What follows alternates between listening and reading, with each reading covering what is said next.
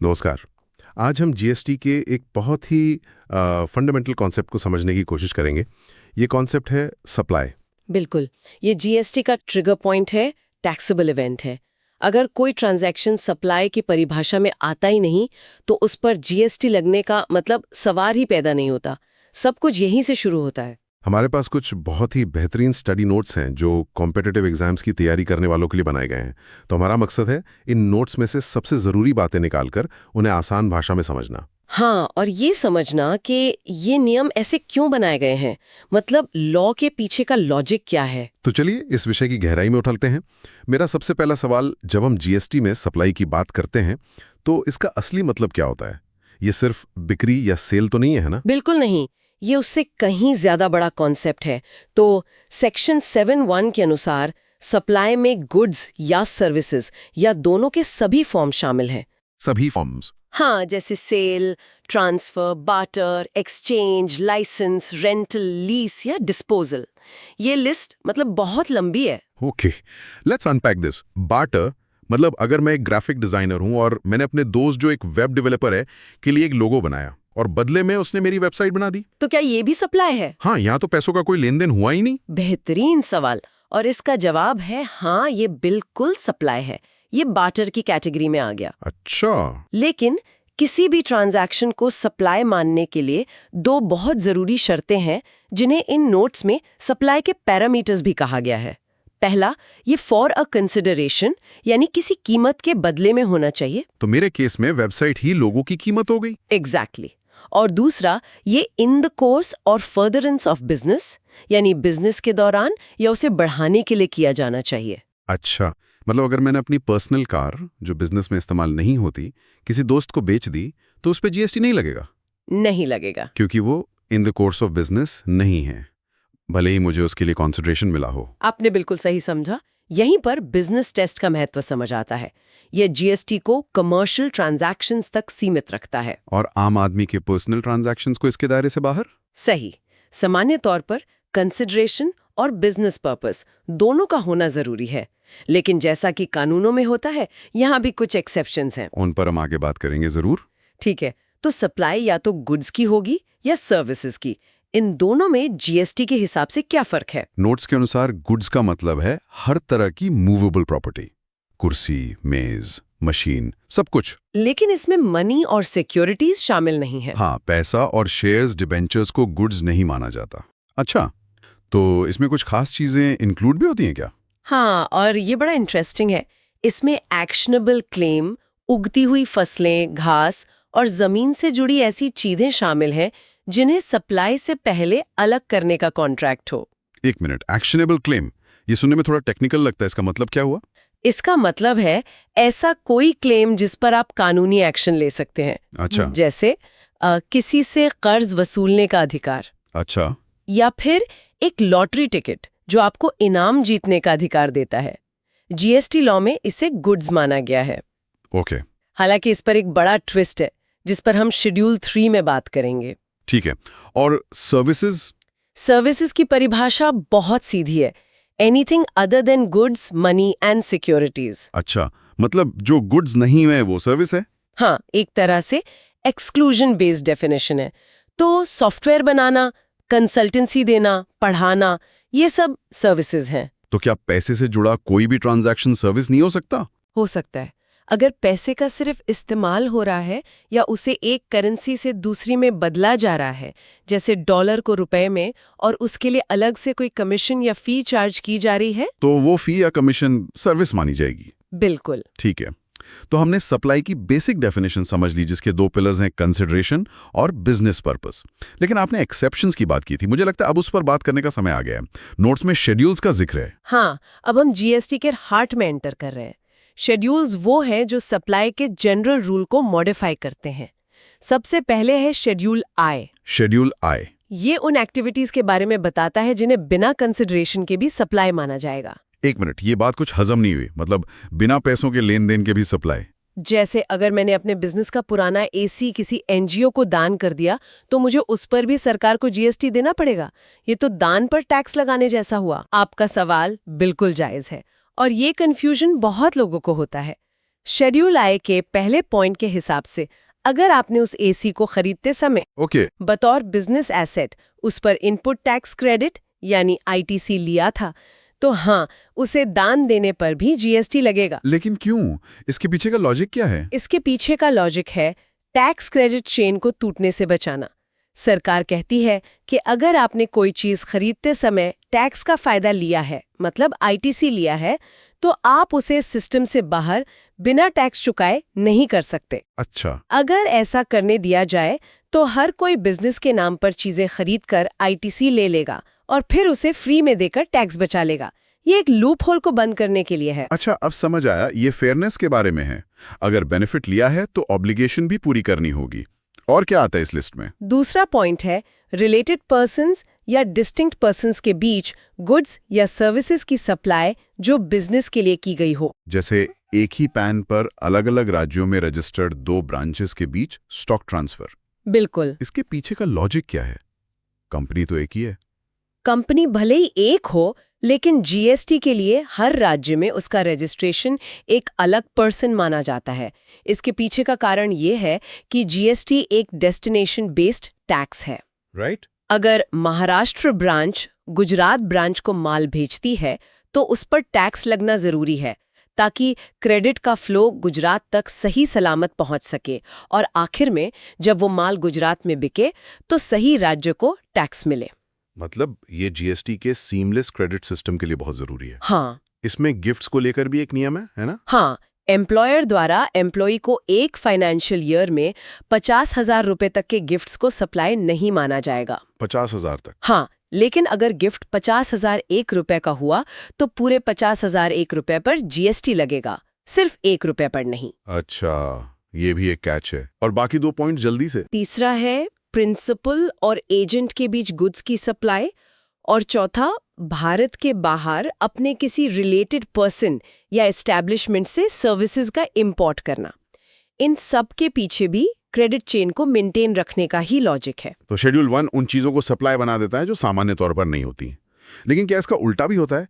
क्या कोई ऐसी लिस्ट भी है जो साफ साफ बताती हो कि किन चीजों को सप्लाई मानना ही नहीं है, चाहे कुछ भी हो जाए? बिल्कुल, और वो है शेड्यूल 3, जिसे नेगेटिव लिस्ट भी कहते हैं। Negative list. इसमें वो एक्टिविटीज हैं जिन्हें न तो सप्लाई ऑफ गुड्स माना जाएगा और न ही सप्लाई ऑफ सर्विसेज, मतलब ये जीएसटी के दायरे से पूरी तरह बाहर है। ये लिस्ट तो एग्जाम और प्रैक्टिकल लाइफ दोनों के लिए बहुत जरूरी होगी। इसमें क्या क्या है? इसमें कुछ बहुत कॉमन चीजें हैं, जैसे एम्प्लॉई द्वारा एम्प्लॉयर को दी गई सर्विस। इसीलिए हमारी सैलरी पर जीएसटी नहीं लगता। बिल्कुल। किसी कोर्ट या ट्रिब्यूनल की सर्विसेज, एमपी, एमएलए या पंचायत सदस्यों के फंक्शंस, अंतिम संस्कार से जुड़ी सर्विसेज और जमीन की बिक्री। जमीन की बिक्री पर जीएसटी नहीं है, लेकिन बिल्डिंग के कंस्ट्रक्शन पर तो है। सही, जमीन और बनी बनाई बिल्डिंग की बिक्री शेड्यूल 3 में है, लेकिन अंडर कंस्ट्रक्शन प्रॉपर्टी की बिक्री कंस्ट्रक्शन सर्विस मानी जाती है और उस पर जीएसटी लगता है। अच्छा, यहीं पर शेड्यूल 2 काम आता है। वो बस ये क्लैरिफाई करता है कि कोई चीज गुड्स की सप्लाई है या सर्विस की, ताकि कंफ्यूजन ना हो। और वो एक्शनेबल क्लेम्स का क्या हुआ? आपने कहा था एक ट्विस्ट है। हाँ, तो ट्विस्ट ये है कि एक्शनेबल क्लेम्स को गुड्स की परिभाषा में तो रखा गया, लेकिन शेड्यूल 3 में लॉटरी, बेटिंग और गैम्बलिंग को छोड़कर। सिर्फ इन 3 को छोड़कर? हाँ, इन 3 को छोड़कर बाकी सभी एक्शनेबल क्लेम्स को सप्लाई के दायरे से बाहर कर दिया गया। मतलब सरकार सिर्फ इन 3 पर ही जीएसटी लगाना चाहती थी। मैंने गिफ्ट हैम्पर खरीदा, उसमें चॉकलेट, जूस, चिप्स और एक खिलौना था, सब एक ही पैक में, एक ही कीमत पर। ठीक है। अब इन सब पर तो टैक्स रेट अलग अलग होता है, तो इस हैम्पर पर जीएसटी कैसे लगेगा? ये जीएसटी का एक बहुत ही मजेदार और प्रैक्टिकल कॉन्सेप्ट है जो कॉम्पोजिट और मिक्स सप्लाई के बारे में है। इसका सीधा असर टैक्स रेट पर पड़ता है। तो मेरा वाला गिफ्ट हैम्पर क्या था? आपका गिफ्ट हैम्पर एक मिक्स सप्लाई का क्लासिक उदाहरण है। मिक्स सप्लाई में 2 या ज्यादा सप्लाई एक ही कीमत पर दी जाती है, लेकिन वो नेचुरली बंडल्ड नहीं होती। मतलब उन्हें आसानी से अलग अलग भी बेचा जा सकता है। हाँ बिल्कुल, चॉकलेट और खिलौने का कोई प्राकृतिक साथ नहीं है। तो इस पर टैक्स कैसे लगेगा? इस केस में नियम थोड़ा सख्त है।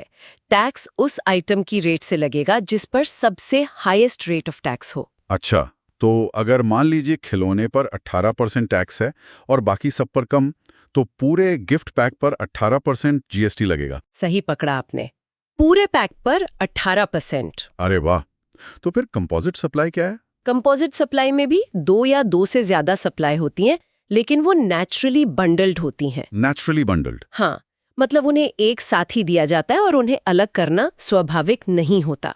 इनमें से एक प्रिंसिपल सप्लाई यानी मुख्य सप्लाई होती है, जैसे मोबाइल फोन के साथ मिलने वाला चार्जर। चार्जर के बिना फोन अधूरा है। बिल्कुल, तो इस पूरे कॉम्बो पर टैक्स रेट प्रिंसिपल सप्लाई वाला ही लगता है। तो मोबाइल और चार्जर के पैकेज पर मोबाइल वाला रेट ही लगेगा। हाँ, बिजनेस इसे गेम नहीं कर सकते क्योंकि सप्लाई का नेचुरली बंडल्ड होना जरूरी है, जो एक फैक्ट है। इससे जुड़ा कोई रियल लाइफ केस है? हाँ, मुझे याद है, शुरू में एक बड़ी मिठाई की दुकान ने दिवाली गिफ्ट हैम्पर पर 5% जीएसटी लगाया क्योंकि उसमें ज्यादातर मिठाई थी जिस पर 5% टैक्स था। ओके। लेकिन उसमें जूस का एक छोटा पैकेट भी था जिस पर 12% टैक्स था।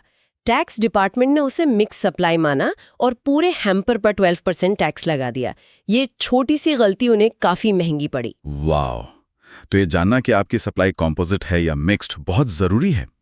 ठीक है, अब जीएसटी इस बात पर भी डिपेंड करता है कि सप्लाई कहाँ हो रही है। इंट्रास्टेट और इंटरस्टेट का क्या कॉन्सेप्ट है? ये बहुत सरल है, लेकिन जीएसटी का पूरा ढांचा इसी पर आधारित है। जब सप्लायर का लोकेशन और प्लेस ऑफ सप्लाई एक ही स्टेट या यूनियन टेरिटरी में हो, जैसे मुंबई का सप्लायर मुंबई के ही किसी खरीदार को माल बेच रहा है, हाँ, तो उसे इंट्रास्टेट सप्लाई कहते हैं। इस पर 2 टैक्स लगते हैं, सीजीएसटी जो सेंट्रल जीएसटी है और एसडीएसटी यानी स्टेट जीएसटी। आधा केंद्र को और आधा राज्य को। बिल्कुल। और अगर दिल्ली का सप्लायर मुंबई में माल बेच रहा हो तो तब उसे इंट्रास्टेट सप्लाई कहेंगे। इस पर सिर्फ एक टैक्स लगता है, integrated goods and services tax यानी आईजीएसटी। आईजीएसटी असल में सीजीएसटी और एसजीएसटी का जोड़ ही है। ये टैक्स केंद्र सरकार कलेक्ट करती है और बाद में डेस्टिनेशन स्टेट यानी महाराष्ट्र के साथ सेटल करती है। अच्छा, तो आईजीएसटी ही वो मैकेनिज्म है जो क्रेडिट को एक राज्य से दूसरे राज्य तक सीमलेसली पहुंचाता है। बिल्कुल सही। ठीक है, तो हमने समझ लिया कि सप्लाई क्या है, कौन सी है और कहां है। पर सबसे बड़ा सवाल, जीएसटी किस अमाउंट पर लगेगा? इसके लिए वैल्यू ऑफ सप्लाई का कॉन्सेप्ट है ना? सही। सेक्शन 15 इसी के बारे में है। इसके मुताबिक वैल्यू ऑफ सप्लाई होती है ट्रांजैक्शन वैल्यू। ट्रांजैक्शन वैल्यू मतलब वो कीमत जो सप्लाई के लिए असल में चुकाई गई है या चुकानी है। सुनने में तो काफी सिंपल लगता है। हाँ, पर 2 शर्तों के साथ। ट्रांजैक्शन वैल्यू तभी मानी जाएगी जब सप्लायर और रिसिपिएंट अनरिलेटेड हो और प्राइस ही सप्लाई के लिए एकमात्र कंसिडरेशन हो। अगर ये शर्तें पूरी नहीं होती तो फिर वैल्यूएशन रूल्स लगते हैं जो काफी डिटेल्ड हैं। ओके, और इस ट्रांजैक्शन वैल्यू में क्या-क्या जोड़ा जाता है? क्या हम इसे एक उदाहरण से समझ सकते हैं? मान लीजिए मैंने एक मशीन 1 लाख रुपए में बेची। बिल्कुल, तो आपकी बेस वैल्यू है 1 लाख रुपए। अब इसमें कुछ चीजें जोड़ते हैं जैसा नोट्स में बताया गया है। ठीक है। पहला, जीएसटी के अलावा दूसरे टैक्सेस। मान लीजिए इस पर कोई म्युनिसिपल टैक्स लगा 2000 रुपए का, तो वैल्यू हो गए 1,02,000 रुपए। ओके। दूसरा, सप्लायर की तरफ से रिसिप्टेंट द्वारा किया गया कोई पेमेंट। मान लीजिए ट्रांसपोर्ट का खर्चा 3,000 रुपए आपको देना था, पर आपके कहने पर बायर ने सीधे ट्रांसपोर्टर को दे दिया। ये 3,000 रुपए भी वैल्यू में जुड़ेगा। तो अब वैल्यू हो गई 1,05,000 रुपए। हाँ, फिर इंसिडेंटल एक्सपेंसेस जैसे स्पेशल पैकिंग के लिए 1,000 रुपए चार्ज किए, अब वैल्यू हो गई 1,06,000 रुपए। ठीक है। और अगर बायर ने पेमेंट लेट की तो आपने 500 रुपए की पेनल्टी लगाई, वो भी जुड़ेगी, तो वैल्यू हो गई 1,06,500 रुपए। मतलब इनवॉइस वैल्यू से ज्यादा पर टैक्स लग सकता है। और डिस्काउंट का क्या होता है? उसे तो घटाते होंगे। हाँ, डिस्काउंट को वैल्यू से घटाया जाता है। अगर डिस्काउंट सप्लाई के समय या उससे पहले दिया गया हो और इनवॉइस पर दिखाया गया हो तो उसे घटा सकते हैं। तो मेरे 1,06,500 रुपए पर अगर 2% का ऑन इनवॉइस डिस्काउंट है तो 2,130 रुपए कम हो जाएंगे और आपकी फाइनल टैक्सेबल वैल्यू होगी 1,04,370 रुपए। जीएसटी इस अमाउंट पर लगेगा। और अगर डिस्काउंट बाद में दिया गया, जैसे पोस्ट सेल वॉल्यूम डिस्काउंट, उसे भी घटा सकते हैं, लेकिन उसकी शर्तें हैं।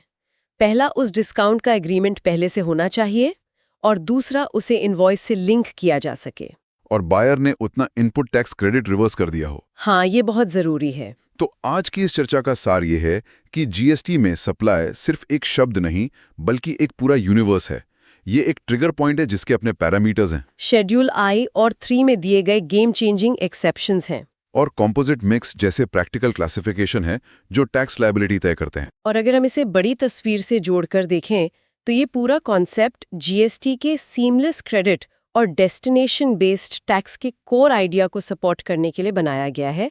हर रूल का एक गहरा लॉजिक है। और कॉम्पिटिटिव एग्जाम्स के लिए इन सभी के बीच का बारीक फर्क समझना बेहद जरूरी है, खासतौर पर शेड्यूल 1, शेड्यूल 3 और ट्रांजैक्शन वैल्यू में क्या जुड़ेगा और क्या घटेगा। बिल्कुल, ये वो एरियाज है जहां से practical case study based questions बनते हैं। इस पूरी चर्चा से एक सवाल मेरे मन में रह गया है जिस पर हमारे लिसनर्स भी सोच सकते हैं। जरूर। नोट्स में बताया गया है कि एक्शनेबल क्लेम्स को गुड्स की परिभाषा में शामिल किया गया है, लेकिन फिर शेड्यूल 3 में लॉटरी, बेटिंग और गैम्बलिंग को छोड़कर बाकी सभी एक्शनेबल क्लेम्स को सप्लाई की परिभाषा से बाहर कर दिया गया है। कानून को इस तरह क्यों बनाया गया होगा? किसी चीज को पहले गुड कहना और फिर उसे तुरंत सप्लाई के दायरे से बाहर कर देना, सिवाय 3 चीजों के, ये कानून बनाने वालों की मंशा के बारे में क्या बताता है? ये बहुत गहरा सवाल है। क्या ये दिखाता है कि सरकार के पास किसी भी चीज पर टैक्स लगाने का अधिकार है, लेकिन वो जानबूझकर चुनती है कि किस पर लगाना है और किस पर नहीं? इस पर सोचिएगा जरूर।